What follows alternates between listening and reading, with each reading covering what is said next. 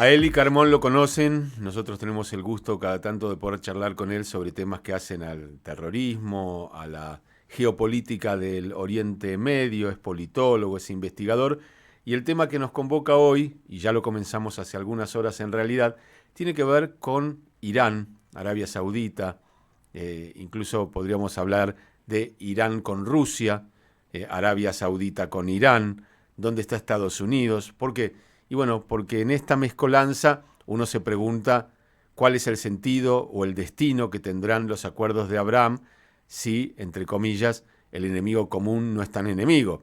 Vamos a darle la bienvenida a este Coffee Break y a Radio High a Eli Carmón. ¿Cómo está? Dani Salzman los saluda. Hola, buenas tardes. Bien, para mucha gente, y me incluyo, por momentos parece ser confuso porque todos son amigos de todos, todos son enemigos de todos. Estados Unidos tiene una relación importante con Arabia Saudita. Arabia Saudita recompone su relación con Irán. Irán ayuda a Rusia y Rusia invade Ucrania. Y Estados Unidos se supone que está con la OTAN en contra de Rusia en ese territorio. ¿Cómo se rearma, cómo se entiende esa mezcla donde parecen todos ser amigos y enemigos de todos? Creo que el elemento principal es la decisión de los Estados Unidos antes de la administración Biden, de la administración Trump, de dejar el Oriente Medio. Considerar en la época de Trump principalmente el problema o la amenaza de China como el más importante tema y amenaza, pero a partir del año pasado hay también la guerra de Rusia en Ucrania que amenaza no solamente Ucrania, pero toda la Europa oriental y occidental, la OTAN y los Estados Unidos como el líder de la OTAN. Entonces, claro que para la administración Biden es mucho más difícil continuar a ser muy activo en el Oriente Medio. Incluso que esta ausencia o una parte de la ausencia de los Estados Unidos ha convencido algunos países, principalmente la Arabia Saudita, pero también los Emiratos Árabes Unidos y también el Qatar, que el hecho que los Estados Unidos serán el garante de la seguridad nacional de estos países, prácticamente no se puede tener en cuenta como un elemento importante en la estrategia de estos países, principalmente después que la Arabia Saudita fue atacada en 2019 con misiles por Irán y no hubo ninguna reacción americana del presidente Trump. Y también hubo la crisis del jornalista americano saudita Khashoggi, que ha influido sobre la política americana de defensa de los derechos humanos en Arabia o contra la Arabia Saudita.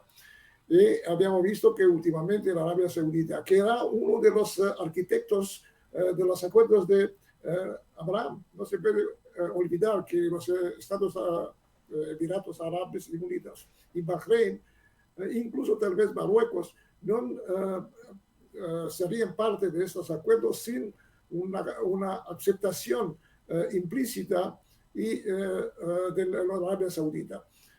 Incluso durante la visita del presidente Biden el año pasado a Israel, hubo una pequeña normalización, el hecho que Arabia Saudita permitió a vuelos a partir de Israel sobre su territorio. Pero en este momento estamos, después del acuerdo saudita con Irán, con el sponsorship sobre el paraguas de la China. Y esto es un cambio estratégico muy importante.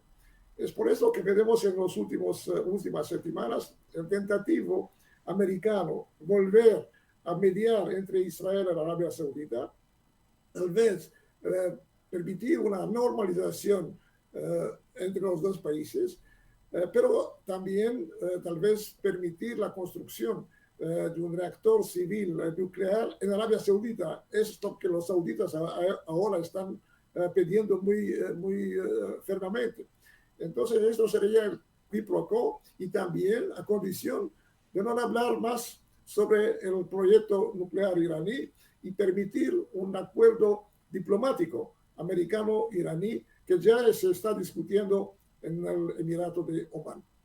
Eli, entonces, ¿dónde queda Israel en esto? ¿No? Porque se supone que Israel es un aliado estratégico de los Estados Unidos, pero a la vez, si Estados Unidos llega a un acuerdo diplomático con Irán, que sigue diciendo que va a destruir a Israel, que sigue generando todos los elementos necesarios para el día de mañana poder tener un desarrollo militar de su proyecto nuclear. O sea, ¿en qué lugar queda Israel? ¿Quién es el aliado de Israel o Israel es aliado de quién hoy? Israel continúa a ser el aliado preferencial de los Estados Unidos en la región. Y claro que los Estados Unidos son la garantía y el aliado más importante en todas las acciones que Israel quiere desenvolver, desarrollar en esta región. Pero hay algunos cambios. El cambio, primo, es en los países del Golfo mismos.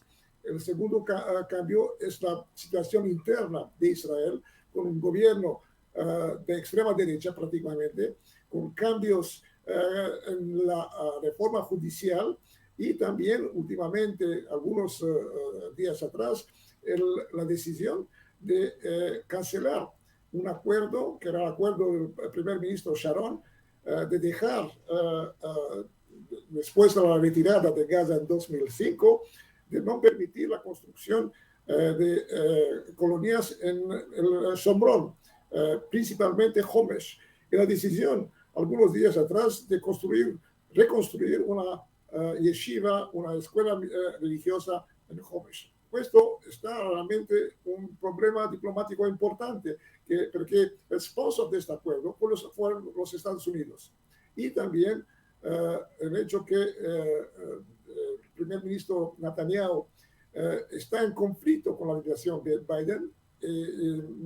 Por mi opinión, él no está invitado a Washington por el hecho no tanto de la reforma judicial, pero la paura, el medio americano que podrá utilizar su presencia en Washington para atacar la administración Biden, como él hizo cuando atacó la administración Obama en 2015.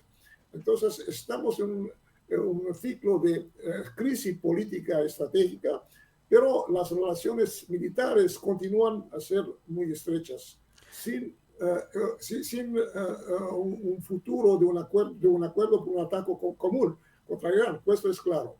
Claro, eso le iba a preguntar, con ese panorama, en ese contexto, ¿qué puede pasar si Israel tuviera que tomar la decisión o si quisiera tomar la decisión de atacar a Irán o el proyecto iraní, o si Irán se acercara tanto a sus fronteras que desde los proxies atacara a Israel desde el norte? Lo digo porque Israel parece estar bien militarmente, pero ligeramente aislada incluso de sus propios amigos.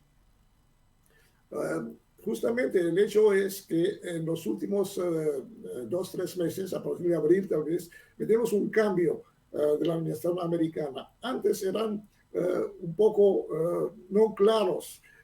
Hablaban de la necesidad de no permitir a Irán una arma nuclear. Pero en abril, el jefe de Estado Mayor del ejército americano, Miley, en un testimonio en el Congreso, dijo que Irán no habrá una arma nuclear, pero tal vez podrá haber a condición que no habrá armas sobre el terreno en el Medio Oriente. Y esto es un signo que hay un cambio, que la vía diplomática es preferida por los Estados Unidos. Israel últimamente amenaza de atacar el Irán militarmente, tanto los líderes políticos como militares, pero ¿en cuáles condiciones? Si no hay un acuerdo con los Estados Unidos, que es el país más poderoso en las Naciones Unidas, en los consejos de seguridad, para no permitir sanciones contra Israel en caso de una acción militar. Después, para proveer armamentos muy importantes después de un conflicto, porque lo vimos, por ejemplo, después de las últimas operaciones en Gaza. Israel necesita misiles de defensa aérea, que son pagadas y construidas también con el apoyo de Estados Unidos. ¿Qué pasa después de una acción militar muy importante en Irán, con pérdidas importantes de material bélico. Como me parece ahora la situación, habrá tal vez en algunas semanas un acuerdo americano-iraní que es mediado por Omán, el Emirato de Omán, que fue el mismo mediador en 2015, y en este momento no habrá para Israel una posibilidad de atacar Irán cuando hay un acuerdo con Estados Unidos. Y entonces Israel tiene dos opciones, o finalmente nunca atacarla, o a tener que atacarla antes de un acuerdo. Además, hay otros problemas, porque en el mismo tiempo que Irán está avanzando muy rápidamente verso una arma nuclear, según todos los testimonios, tanto de los americanos como de la Organización Atómica Internacional, hay también la presión de algunos países limítrofes de la región, Turquía, Egipto, que ya empezaron a construir reactores civiles nucleares con el apoyo de Rusia, lo que significa que por 30, 40 años, dos países musulmanes sunitas están ligados a la Rusia en este proyecto. Y Arabia Saudita misma está interesada en un reactor civil, que puede ser una base futura para una arma nuclear. Entonces, la proliferación nuclear está también muy cerca en estas condiciones. Y esto complica mucho más la situación no solamente entre Israel e Irán, pero también de los varios países,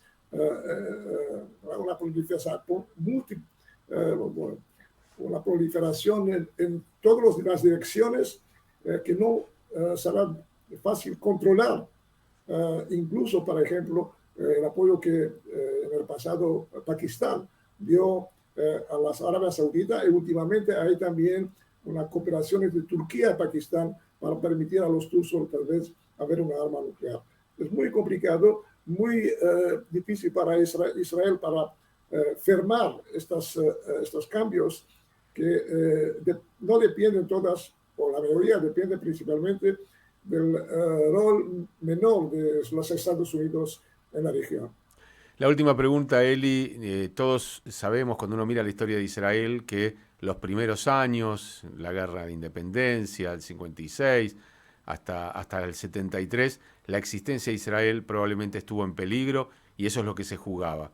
De allí hasta hace no mucho uno decía, bueno, Israel tiene conflictos, pero ninguno de ellos existencial. Estamos frente a otra etapa en la que nuevamente Israel tiene un conflicto de índole existencial, o sea, estamos de nuevo pensando que podría desaparecer, o tal como lo conocemos, el Estado de Israel, en ese contexto de proliferación nuclear de muchos países que a lo mejor hoy son más amigos o menos amigos, y especialmente de los enemigos? Hay varios expertos que están divididos si un Irán nuclear es una amenaza existencial. La mayoría hablan de una amenaza existencial, pero creo que no hay una amenaza de un ataque nuclear iraní. El paraguas iraní estratégico que ya está existiendo hoy día, veremos cómo cambió todo el panorama estratégico con los países del Golfo, con la Siria que está reintroducida en la Liga Árabe, con posible acuerdo entre Egipto y Irán. Todo esto pone en una amenaza, representa una amenaza a los intereses estratégicos de Israel. Entonces será mucho más difícil a Israel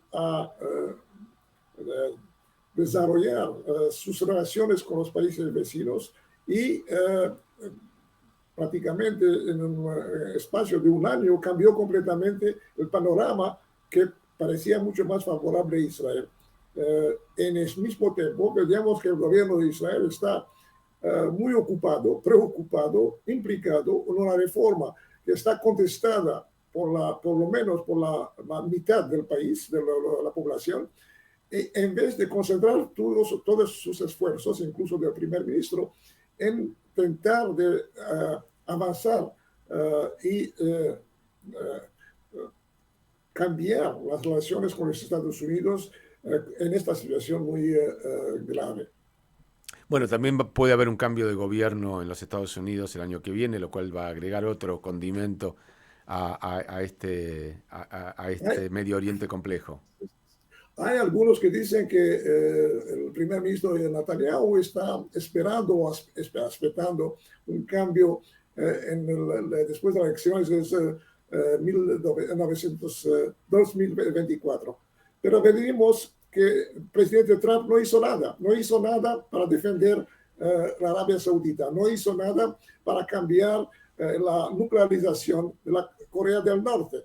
Entonces no veo que un cambio con Trump de nuevo o con DeSantis cambiará mucho la estrategia general de Estados Unidos, que continuará a ver en la China la mayor amenaza y hablamos de un año y medio, no es 2, 3 semanas. En este periodo estamos en una situación muy difícil estratégica que no está bien conducida o controlada por el gobierno actual. Eli Carmón, gracias por este tiempo y gracias por cada vez que nosotros requerimos de su pensamiento y de su análisis. Un abrazo grande. Gracias a ustedes. Eli Carmón es un politólogo, es un experto, investigador en el tema de la lucha contra el terrorismo, por supuesto, de política y estrategia. Es realmente una eminencia en estos temas y nos damos ese gustazo de poder tenerlo. Quería hablar con él ya desde hace un par de días, pero bueno, no encontrábamos los horarios con esto de las 6 horas que nos separan.